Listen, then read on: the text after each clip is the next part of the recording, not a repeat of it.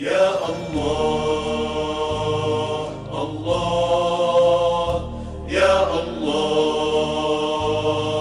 الله يا الله.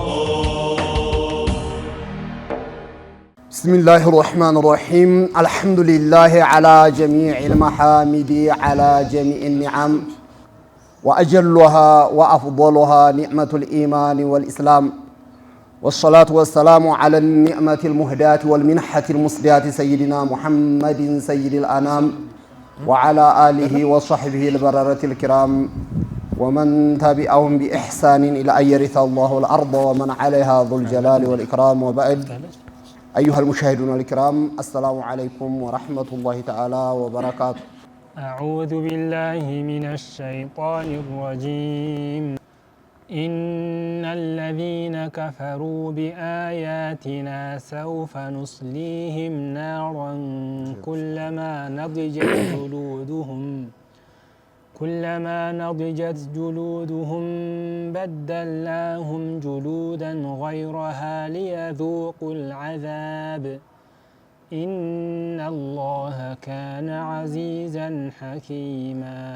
إن الذين كفروا بالله وحدانية برسول رسالة يكادوا سوش عقيدتهم على استكاكلوا بآياتنا ሁለቱን ሚዛን አያት አላህ በሚያሳየው ተአምራቶች በነቢያቶች ላይ የሚፈጠረው ሙዕጂዛ ያ ሙዕጂዛ እንዲገኝ የሚያደርገው ኻሊቀ ሰማዋት ወልአርድ ስለሆነ የነቢያቶች ሙዕጂዛ የወልያቶችም ከራማ ሚነላህ እንጂ ነብይም በራሱ በጣም አስደናቂ አስገራሚ ተአምር ቢያሳዩ በራሳቸው አንድም የሚያረጉት ነገር የለም።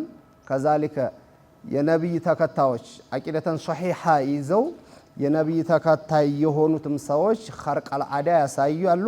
ሙዕጂዘተን ለነብይህም ለነዛ ለሚከተሉት ተካቶ ይሄ ያንዳንዱ ወልይ የሚያሳየው ተአምር በሐቂቃ ስናየው የዛ የሚከተለው ነብይ ሙዕጂዛ ከረሱል ወዲህ ያሉት የሚያሳዩት የረሱል ሙዕጂዛ ነው ብሎ ማካተት ይቻላል። ከዛ በፊት የነበሩት ነብያቶች ተከታዮችም የሚያሳዩት ተአምር ያው የነብያቶች ሙዕጂዛ ነው የሚባለው። ስለዚህ አያት ያለውን የሚታዩ ተአምራቶች ሊሆኑ ይችላሉ። አያት ያልነው ደግሞ የሚወርዱት መመሪያዎች ተውራት፣ ኢንጂል በዛን ሰዓት በቁርአን ከሆነ እያንዳንዱ አንቀጽ ይህን የሚያስተባብሉና ይህን የማይቀበሉ ከሃዲዎችን ሰውፈ ኑስሊሂም ናራ ወደፊት ጀሃነም እናስገባቸዋለን፣ በጀሃነም ይቃጠላሉ አለ። ጀሃነም ብሎ ማለት ለስንት ሺህ ዓመት የነደደ የሰው ልጅ ضعيف የሆነ አካል ምንም ሊቋቋመው የማይችለው ነበር። እንዲህ አይነት አዛብ የሰው ልጅ ዱንያ ላይ ቢያገኘው ምንም በአንድ ጊዜው ተስቃው ያልቃል። ባለፈው እንደወጣው እንደምናየው ሳተ ጋሙራ ላይ አንድን ወስደው ቢወረውሩት ምንም አጥንቱም ደሙም ስጋውም አይገኝም። ጀሃነም ግን ከዚህ የባሰ ነበር። ከዚህ የባሰ ሆኖ ግን እዛ ላይ ሲወረወር አለቀለት፣ በቃ አደም ሆነ ሸተን ሸታ ሆኖ አለቀ የሚባል ሳይሆን ትልቁ ሙሲባ ሙአበር ነው ቅጣቱ። ሙአበድ የሚሆነው ደግሞ እንዴት ነው ከተባለ ኩለማ ነضجت جلودهم ነው የሚለው አላህ። ያ ስጋቸው በስሎ ስጋ በጣም ሲቀቀልና ሲበስል ማንም ሳያላቀው ከአጥንቱ ላይ በራሱ ይለቃል። ዝም ብሎ ሲበስል ብቻ መያያዙ ይቀርና ስጋና አጥንቱ ለብቻ ይለቃል። የጀሃነም ሰዎችም እንደዛ በስሎ ከአጥንታቸው ላይ ለቆ ቆዳቸው በረገፈ ጊዜ በደልናሁም ጁሉደን ገይረሃ ነገሩ ያው ነው የሚሆነው። ይሄ ዱንያ ላይ ሲወነጅል የነበረው ቆዳ አልቆ ሌላ ቆዳ ይለብሳሉ ማለት አይደለም። ከአጥንት ላይ ብስል ብሎ ለቆ እንዳልነበረ ሲሆን ያው መልሶ ቢቁድረቲላህ እንደነበረ መልሶ ይመለስና ያው ቆዳ ይሆናል። አሁንም ደግሞ የጀሃነም እሳት ያን ሁሉ አብስሎ ሲገፋው እንደነበረ ደግሞ መልሶ ይሞላል። ደሙም ስጋውም አጠቃላይ አጥንቱ ጋር ይያያዛል። ኩለማ ነضجت جلودهم بدلناهم جلودا غيرها ይቀየራል። ለምንድን ነው የሚቀየረው? ليذوقوا العذاب። በነገራችን ላይ ስቃይ ከደምና ከቆዳ ጋር የተያያዘ እንጂ አጥንት ስቃይ ይሰማውም እኮ የለም። አጥንት ላይ ቢወጋ ቢቆነጠጥ አጥንት ነገር የሚሰማ ነገር የለም። ይሄ ቆዳቸው አልቆ ደማቸው ተመጦ አጥንት ብቻ ከቀረ የጀሃነም ኃይል በነገራችን ላይ አጥንትንም የሚያስቀር አልነበረም እንደ ኃይሉ ማለት ነው። ግን የአላህ ቁድራ የሚገርመው ያን የመሰለ ጀሃነም ውስጥ ገብተው አጥንታቸውም ቆዳቸውም በአጠቃላይ ደሙም አመድ ሆኖ ልቅ የሚል ነገር አይደለም። ላ የሙቱ ፊሃ ወላ የሕያ ነው እኮ የሚለው አላህ። ሐያተን ጠይባም የለም የሚመኙት። ይሄ ትልቅ ኒዕማ ነው እኮ። ሞት ቢገኝማ የጀሃነም ሰዎች እንደዚህ አይነት ኒዕማ በቃ በዛ ውስጥ አረፍን ብለው የሚሞቱት መሞትም አይገኝም። ሐያተን ጠይባም የሌለው ነው። ከዛ በስሎ ቆዳው ለቆ ባዶውን ሲቀር አጥንት መልሶ እንደገና እንደነበረ ቆዳው ይመለሳል። ሊየዙቁል ዐዛብ። አሁን ይሄን ስንሰውረው በእኛ ይሄን ማድረግ ማንም ዱንያ ላይ የሚችል ሰው የለም። አንድ ጥላት የሆነውን እንደዛ አይነት ፈላ ዘይት ውስጥ እንደዛ እሳተ ጋሞራ ሆነ ውስጥ እያስገባ ምንም ሳይሆንበት መልሶ ደግሞ ከዛሊከ እየጨመረ ሁልጊዜ ማሰቃያት በፍጹም አይችልም። ኻሊቀ ሰማዋት ወልአርድ ከሆነ ግን ኢነላሃ ካነ ዐዚዘን ነው የሚለው አላህ። ሀያል የሆነ የት ያመልጣል? የሰው ልጅ ያመልጠዋል ከሞተ በቃ ወይም ቢያቃጥለው አመድ ሆኖ አንዴ ካለቀ በኋላ መልሼ ላሰቃያው ልቅጣው ቢል የሚችለው ጉዳይ አልነበረም። በአላህ ቁድራ ግን ዐዚዝ ሀያል ነኝ የፈለኩት ነገር እንደፈለኩት ከመሆን የሚያስቀረው ነገር ምንም ተአምር የለም ነው የሚለው አላህ። ሐኪም ጥበበኛ ነው ደግሞ ሲቀጣ አላ ወፍቂ ሕክመቲሂ። ይህም ለእንዲህ አይነት ጀሃነም የሚያበቃ ካለ ምንም ነገር ወደ መኖር ያመጣቸውን ጌታ ክደው ምንም ነገር ሊጠቅም ሊጎዳ የማይችለውን ሲያመልኩ ከዛሊክ አላህ የላካቸውን ነቢያቶች አላህ የሚያሳያቸውን ተአምራቶች አንቀበልም ብለው ሲክዱ የሚጠብቃቸው ይሄ ጀሃነም እንደሆነ ተነግሯቸዋል። ይህን ያልተቀበሉ ሰዎች በዚህ መቀጣታቸው ይሄ ተገቢ ነው እያለ ነው አላህ። ሐኪም ዋዲኡ ሸይ ፊ መውዲኢህ እንደሚገባ ለእያንዳንዱ ለማን ምን ቅጣት ይገባዋል፣ ለማን ምን መሆን አለበት የሚለውን የሚያውቅ የሆነ ጌታ ማድረግ የፈለገውን ደግሞ በፈለገው መልኩ የመፈጸም ችሎታ ያለ ጌታ ነኝ ብሎ አላህ እየነገረን ነው። እሺ والذين آمنوا وعملوا الصالحات سندخلهم جنات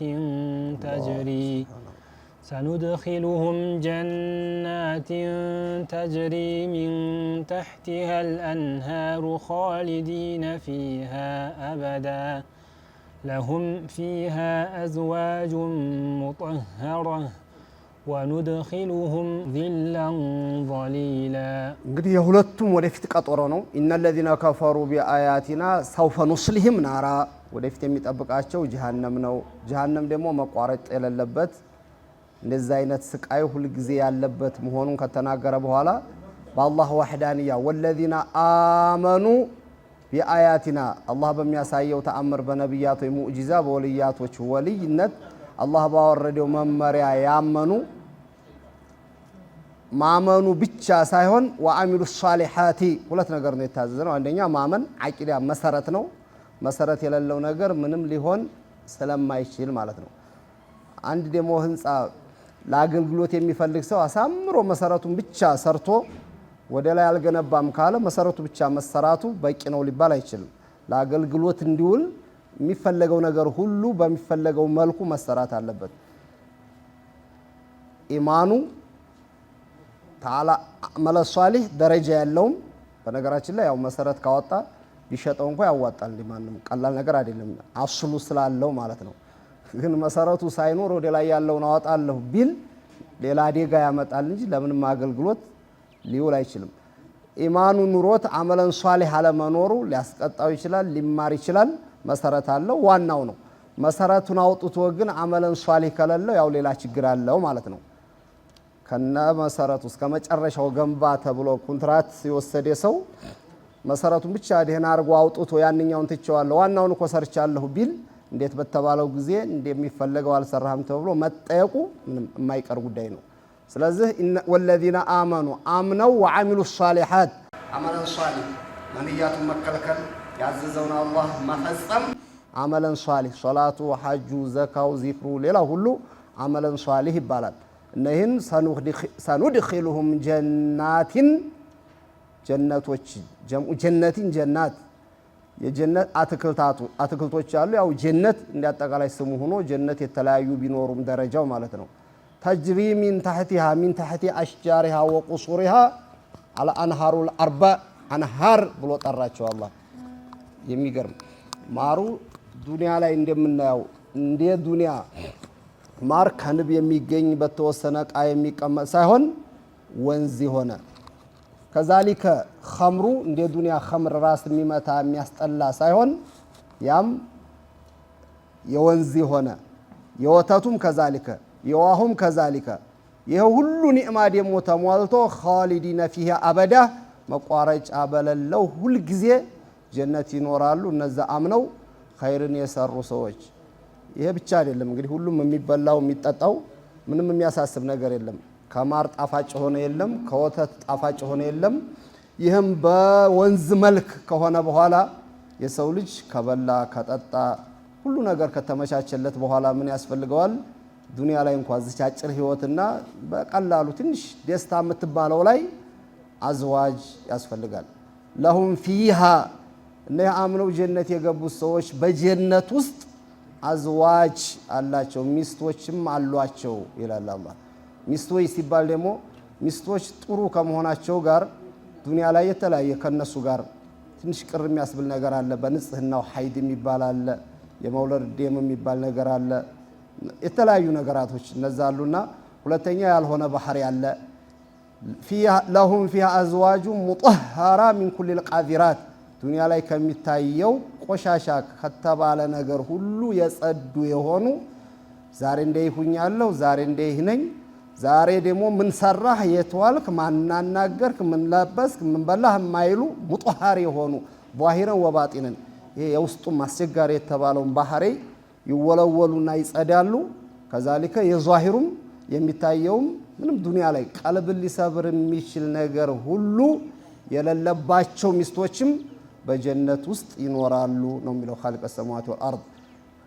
ይሄ የዱንያው ባህሪ በፍጹም አይታይም እነሱ ላይ እንጂ ብዙም ሆነው ይሄ ዱንያ ላይ የሚታየው ባህሪ ቀልብ ሰባሪው ጀነት ውስጥ ካለማ ምኑን ጀነት ሆነው የነበረውን ደስታ ሊያደፈርሱ ነው ማለት ነው። አይደፈርስም። የጀነት ኒዕማ ጸርተው ተቦርሸው እና አንሻአናሁነ ኢንሻአ እንደገና ሰርቪስ ተደርገው የዱንያዎቹ እንኳን ቢሆኑ ማለት ነው ውልቅልቅ ብሎላቸው ታጥበው ሀታ ወንዱም ቢሆን ማለት ነው ይሄ የሚያማው የሚወቅሰው ምናምን የኒፋቁ ተቦርሾ ነው የሚገባው እንጂ ይሄንን ባህሪውን ይዞ ወንዱም ሴቱም ጀነት ዱንያ ጠቦታል ደግሞ ጀነት ገብቶ እንደገና ሌላ መከራ እንዳያመጣ ሁሉም ተጣጥቦም ብሎ ተወልውሎ ይገባል። ከዛ በኋላ ዝም ብሎ መደሰት ይቻላል። ስንት ጉድ በሺ የሚሰጥ እያለ እንግዲህ ከለጋራ ወራ ዛሬ የቷል ከታደርክ ምን አስበሃል እንጃ ደህነኛ አይደለም ይሄ ሁሉ ያልቃል። ከዛ በኋላ አበደል አቢዲን ደስታና ደስታ ብቻ። ሁሉም የሚያሳስብ የሚያስጨንቅ ነገር አንዱ ዱንያም ጥሩ ሴትም ሆነው ሊኖሩ ይችላሉ። ዱንያ ላይ ሁሉም እንደዛ ናቸው ባይባልም ግን የሚያሳስብ ጉዳይ ምን አለ? መቼ ነው ከሱ አላህ ሊነጥለኝ ይችላል? ወይስ እሷ ትሞት ይሆን እኔ ሞት ይሆን? ሁላችንም እንሞታለን። ይሄ ያደፈርሰዋል እኮ መራቀበል መውተ ለሃ አን ለዛት በሐቂቃ የሰው ልጅ እንደው አቅል ሰጥቶት በእውነት እንደው የሞትን ጉዳይ የተገነዘበ ሰው ምን የሚያስደስት ነገር አለ?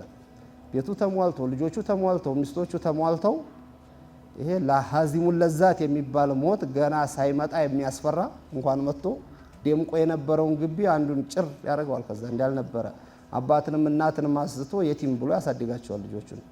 ጀነት ግን ህመም የለ፣ ሞት የለ፣ ፊራቅ የለ፣ ስቃይ የለ፣ መጥፎ ባህሪ የለ።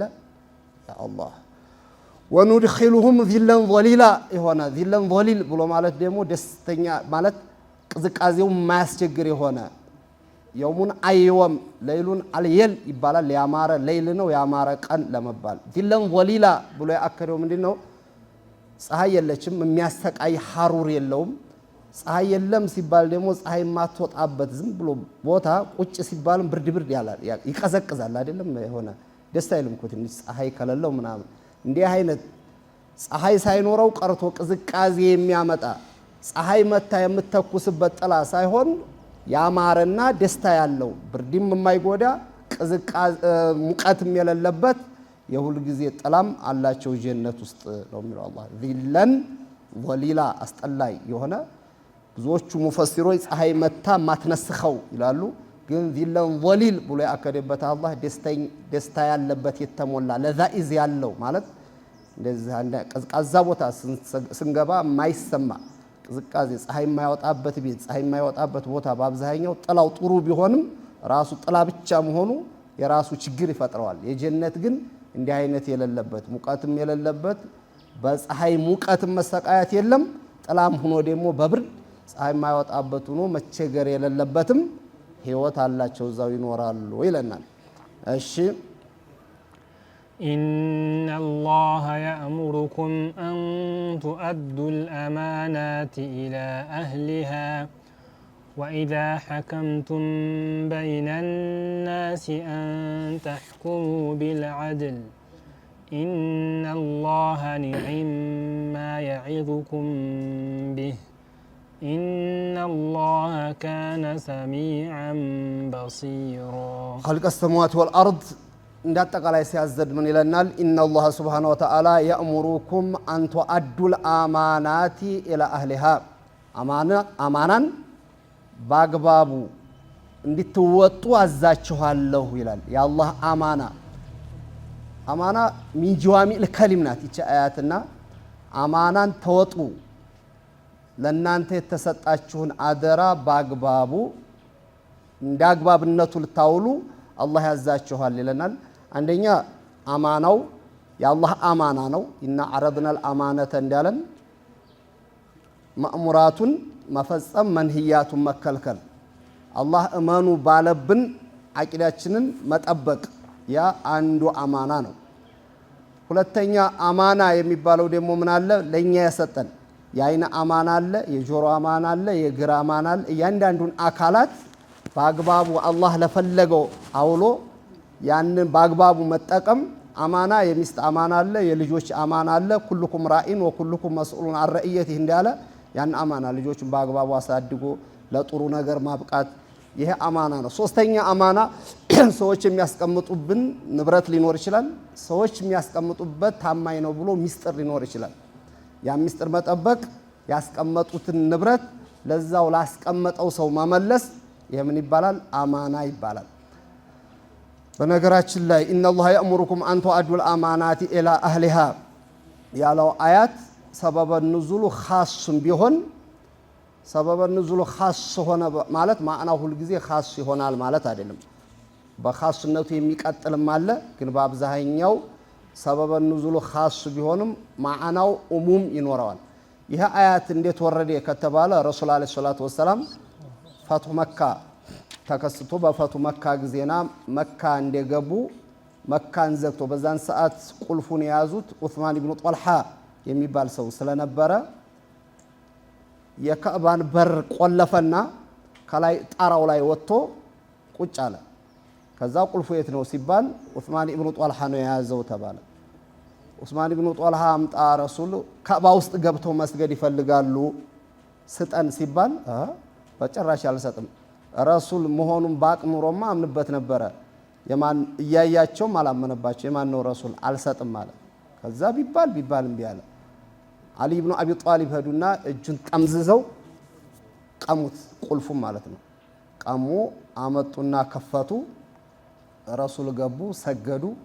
ሰግደው ከጨረሱ በኋላ አባስ ምን ጠየቋቸው? የኺድሚያውንም ሰደናውንም ከዛሊከ እንዲሁ ሁጃጅ ሲመጣ የማጠጣትም ራሱ እንደ ስልጣን የሚቆሙ ሰዎች ስላሉ ሁለቱንም እንዲይዙ እየጠየቋቸው እያለ ይሄ አያት ወዳውኑ ወረደ።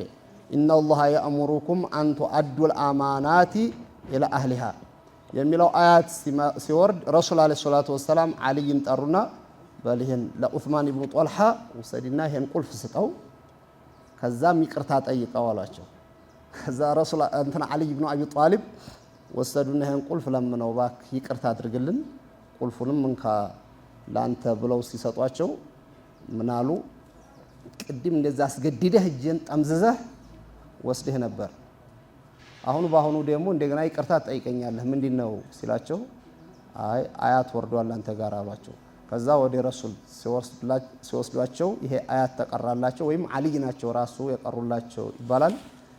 በኔ በአሁኑ በኔ የተነሳ አያት ወረደ ማለት ነው አሉ። በጣም ተደሰቱና ዑስማን ኢብኑ ጦልሃ አሽሀዱ አን ላ ኢላሃ ኢለላህ ወአሽሀዱ አነ ሙሐመደን ረሱሉላህ አሉ። ወዲያውኑ እስልምናን ተቀበሉ። ረሱል ከዛ በኋላ ሰጧቸው በእጃቸው። አሊ ወደዛ ጠርተዋቸው ታሊደተን አሏቸው። አስሉንም የናንተ ነበር፣ አሁንም በእናንተው እጅ ቆይ፣ ከናንተ እጅ የሚያወጣው የለም ዛሊም ካልሆነ በስተቀር ብለው ረሱል ሰጧቸው። ኢለልአን ኢለአን ተቁመ ሰዓ የነሱ ዘር አሁንም የካዕባ ቁልፍ ያጅ ነው። በአሁኑ እንግዲህ ጠብቀውላቸው አላልጠበቁላቸው አላቅም። ውሃብያ አማና ስለማያቅ ኮሚቴ ወስዶት ሊሆን ይችላል።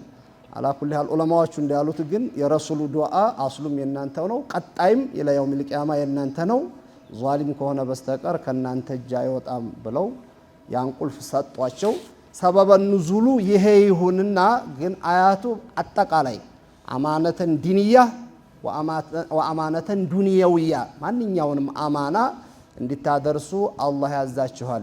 የሚገርመው ደግሞ ወኢዛ ሐከምቱም በይነ ናስ በሰዎች መካከል ውሳኔ ስትሰጡ፣ ሁክሙ የዳኝነት ሊሆን ይችላል፣ ሁክሙ የሽምግልና ሊሆን ይችላል። ሁለት ሰዎች ተጣልተው መተው ወደ ውሳኔ ሲከድ አንተ ሁክሙ ቢልዓድል የሚገርመው አዳላ ፍትሐዊ እንድትሆኑ ይላል። አንድ ሰው ዳኛ ሊሆን ይችላል፣ አንድ ሰው ሽማግሌ ሊሆን ይችላል። ተጣልተው የመጡት ግን አንዱ የሱ አባቱ ሊሆን ይችላል፣ ወንድሙ ሊሆን ይችላል፣ በኢማን የሚገናኘው ወንድሙ ሊሆን ይችላል፣ ሌላው ደግሞ ጠላት ሊሆን ይችላል። ውሳኔ ላይ ግን በውሳኔህን አባቴን ዘመዴን ልጥቀም፣ አይ በኢማን ከኔ ጋር ነውና ለሱ ለወስንለት ያኛውን ለወስንበት የሚባል ነገር የለም። ውሳኔ ሲመጣ ሰው ሽማግሌም ሆኖ ቁጭ ሲል ሴቲቱ የኔ ዘመር ናት፣ ወንዱ የኔ ዘመር ነው፣ እሱን ልጫን እሷን ልጫን ለሷ ልጥቀም የሚባል ነገር የለም። እውነት ያለው ሐቅ ከማን ጋር ነው? የሚወግነው ሰው ከማን ነው? ከሐቅ ጎን ይሆናል። ከዛ በኢማኑ ችግር ካለበት በኢማኑ ያስተምራል፣ ሌላውን ይጋፈጣል።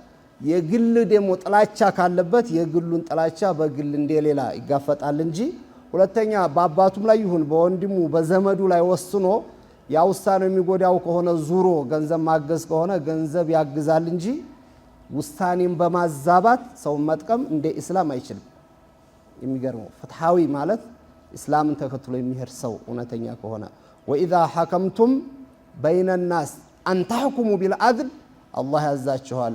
ኢነላህ ሱብሓነሁ ወተዓላ ኒዕማ የኢዙኩም ቢህ አላህ የሚያዘን ምን ያማረና ውብ ነገር ነው። ስትጣሉም ማንም ይምጣ ማን ፍትሐዊ ሆናችሁ ውሳኔ ወስኑ ነው እኮ የሚለው። ጎረቤት ጋር ሊሆን ይችላል፣ ሌላው ጋር ሊሆን ይችላል። ሁለተኛ አማናችሁን ተወጡ፣ አማና አትብሉ። ላ ኢማነ ሊመን ላ አማነተ ለህ እንደተባለው አማናውን የማይወጣ ሰው ሙሉ ኢማን አለው ማለት አይቻልም። የኢማኑ መጉደልና መንቦጫቦጭ ምልክቱ አማናውን የማይወጣ ሆኖ ይገኛል። ሻሃደተይኑ ሊኖረው ይችላል፣ አስለል ኢማን የለውም ቢባል ካሚለል ኢማን አለው ማለት አይቻልም። አማናውን የማይወጣ ሰውና አላህ የሚያዘው መልካምና ጥሩ ነገር ነው። ኢነላህ ሱብሓነሁ ወተዓላ ካነ ሰሚዐን ሊማ ተቁሉን እያንዳንዷን ስንናገር ስንወስን ስንሸመግል የምንላትን ሁሉ የሚሰማ ጌታ እኮ ነው። በየትኛውም ቦታ በየትኛውም ወቅት በየትኛውም ጊዜ አንድ ሰው እኮ ይኸው ቁጥጥር ብሎ እኮ ካሜራ ሲኖርበት እንኳ የሚናገረውን የሚሰራውን ተጠንቅቆ ስውር ካሜራ አለ ብሎ ፈርቶ እኮ ነው አይደለም።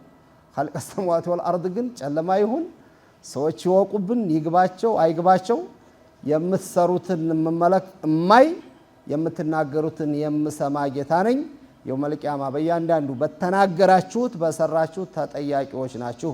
ማ የልፊዙ ሚን ቀውሊን ኢላ ለደይሂ ረቂቡን አቲድ የማይሸወዱ ሊታለሉ የማይችሉ የሆኑ መላእክቶች እያንዳንዷን የሚሰራውን የሚናገረውን ሁሉ ዘግበው ቀረጻ ማለት ነው። በአጠቃላይ የተቀረጸው የውመል ቂያማ እያንዳንዱ ሲቀርብ ማሊ ሀዘል ኪታቢ ላ ዩጋዲሩ ሰጊረተን ወላ ከቢረተን ኢላ አሕሷሃ የሚያስብለው አይደለም። እንደው ለቀልዲም ለምርም የሰራ ነው።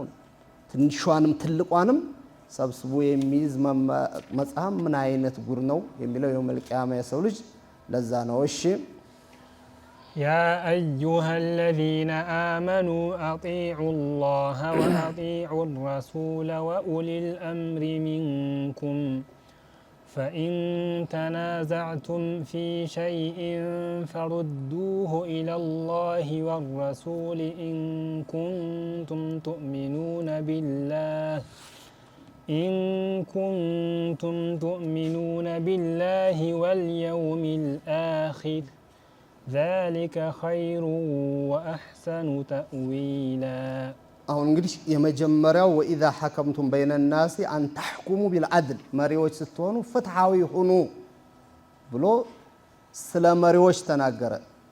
መሪዎች አዳላ ከሌላቸው በጣም አስቸጋሪ ስለሚሆን ማለት ነው። አዳላ ሲኖራቸው ረሱል አለይሂ ሰላቱ ወሰለም እንዳሉትም ኢነ አሐበ الناس ኢላ الله يوم القيامة وأقربهم منه مجلسا ኢማሙን ዓዲል ትልቅ ደረጃ ቦታ የሚሰጠው የውመል ቂያማ ፍትሃዊ የሆነ መሪ ነው። ወኢነ አብገዱ الناس ኢላ الله يوم القيامة وأشدهم عذابا ኢማሙን ጃኢር የውመል ቂያማ ስቃይ የሚበዛበት ቅጣቱም ከማንም የተለየ የከፋ ቅጣት የሚያጋጥመው ፍትሃዊ ያልሆነ መሪ ነው። ኩፍሩ ያለ ከሆነ ምንም ጥያቄ የለውም። ሐታ ኢማኑ እንኳን ኑሮ ፍትሃዊ ካልሆነ ቅጣቱ የበረታና ከባድ ነው እንዲያሉት ማለት ነው። ረሱል አለይሂ ሰላቱ ወሰለም ለኔ አላህ አቅርቦ አሳይቶኛል። መጀመሪያ የውመል ቂያማ የሚገቡ 3 ቡድኖችን ደሞ እንደይሁም ጀሃነም የሚገቡ 3 ቡድኖችን አሉ።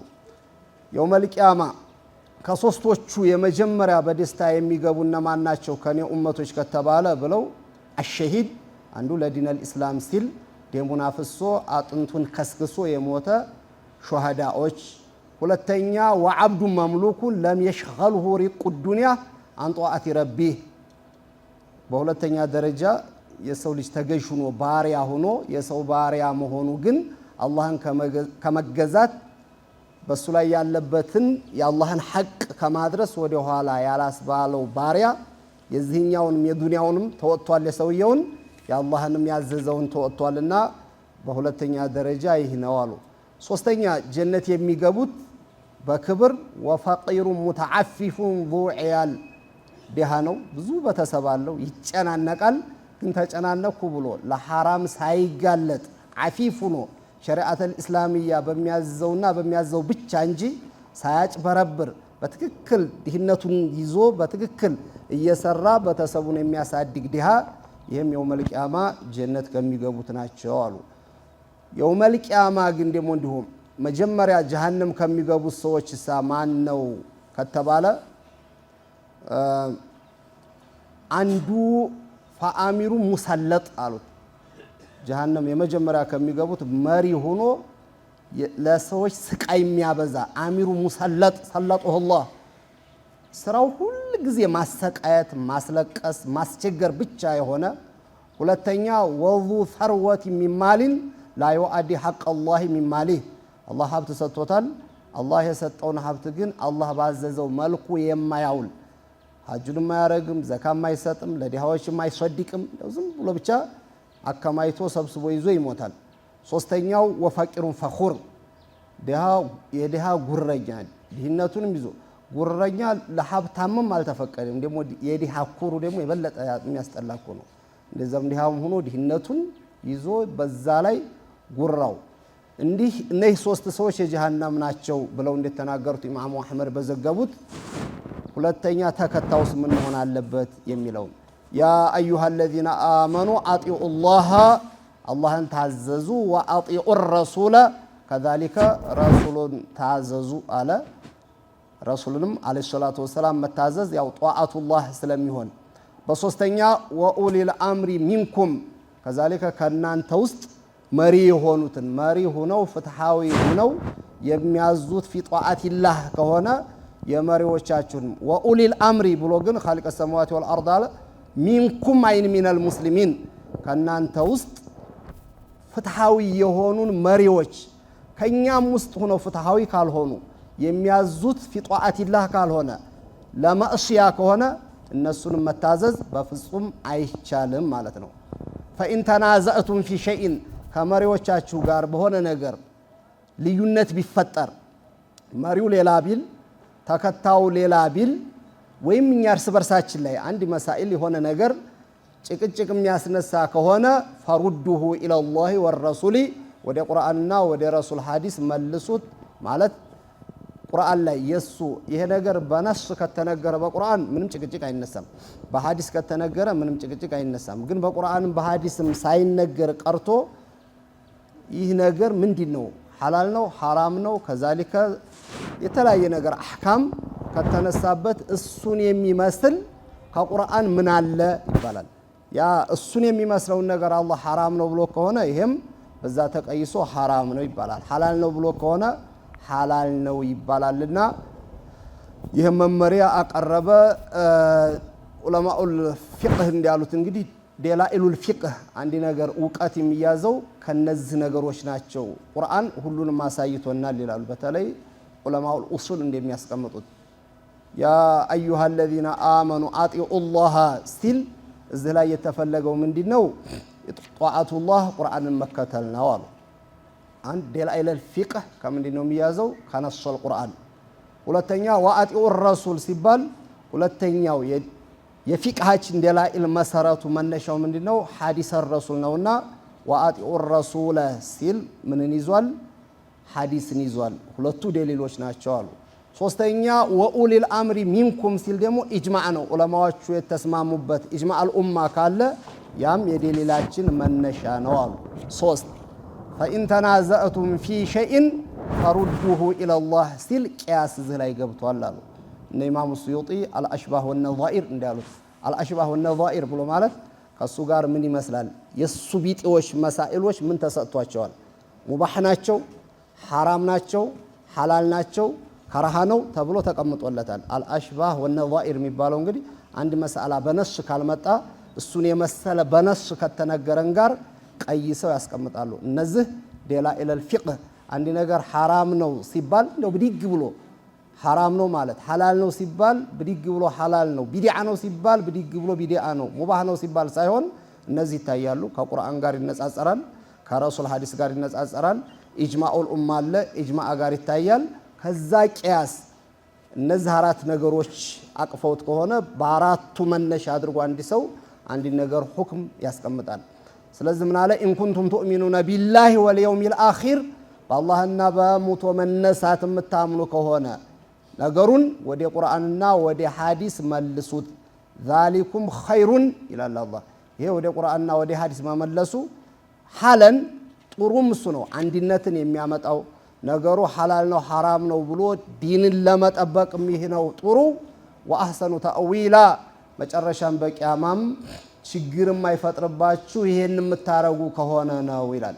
ግን ነገሮችን ሐራም የምናረጋቸው ሐላል ነው የምንለው ቢድዓ ነው የሚባለው ሱና ነው የሚባለው በተሸሂ ብቻ በልብ ወለድ ብቻ በነፍስያ ብቻ ደስ ስላለው አሁን ምንም ስለ ዲነል ኢስላም ዕውቀቱ የሌላቸው የዕውቀት ህፃናቶች እንደሚሰሩት እስኪ አንተስ አይመስልም ስታየው ምን ይመስልሃል? አዎ ብሎ ምን ሊመስለው ይችላል? ቀርሜ የሱ ሸሪዓተል ኢስላሚያ ላይ እስቲ ስታስበው እኔ እንደምለው ብሎ የሚሰጡ ሰዎች እኮ በጣም የነሱ ማንነት የማያውቁ በጣም ትንሽ የሆኑ ሰዎች የዲነል ኢስላም ሚስጥር ያልገባቸው እንዴን የሱ ማን ነውና ነው አልቋል። ተቦክቶ ተፈጭቶ ተጋግሮ አልቆ ዲነል ኢስላም አስባልቱ አሁን ያለው በዛ በአስባልት ላይ መሄድ ብቻ ማሽከርከር ነው። አንድ ሹፌር እኔ የሚመስለኝ በዚህ መቼም ብንሄድ ይሻላል ብሎ አሁን ከአስባልቱ ውጭ ሆኖ ይቀይሳል? ሊቀይስ አይችልም እኮ። መሐንዲሶች ቀይሰው አስቀምጠው አስባልቱን በቃ መታጠፍ አለበት ላይ እንዴት መታጠፍ እንዳለበት ቀጥታ መሄድ ያለበት ይሄ አደጋ ሊፈጥር ይችላል ላይፈጥር ይችላል። አፈሩ ምን ይመስላል ከዛ ሊፍ ተብሎ ተመርምሮ እኮ አስባልቱ ወጥቷል አይደለ?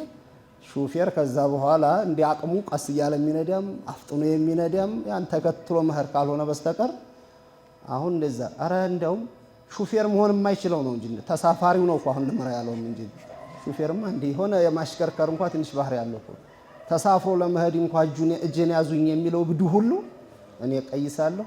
ዲነል ኢስላም የሚያሳዝነው እኮ አጂብ ነው እኮ። ከዛ ሹፌሩንም እመራለሁ መሐንዲሶቹን የሚቀይሱትንም አይማዎቹን እኔ እመራለሁ ካለ ይሄ እንግዲህ ታስሮ በቤት መዋል ብቻ ሲገባው በአደባባይ ወጥቶ በሚዲያ ላይ ወጥቶ ሐቂቀተን የአብዛኛውን የምታዩት ዲነል ኢስላም የቦዘኔዎች ሁሉ ስራ መፍጠሪያ የሆነበት አሁን ቢገኝ ትርፍ ስራ ምንድነው? ኡስታዝ ተብሎ በሚዲያ በምናምን ዲንን እያጨማለቀ ወይ መኪና መግዛት ሊሆን ይችላል፣ ኡምራ መህር ሊሆን ይችላል፣ ቤት ማስገዛት ሊሆን ይችላል።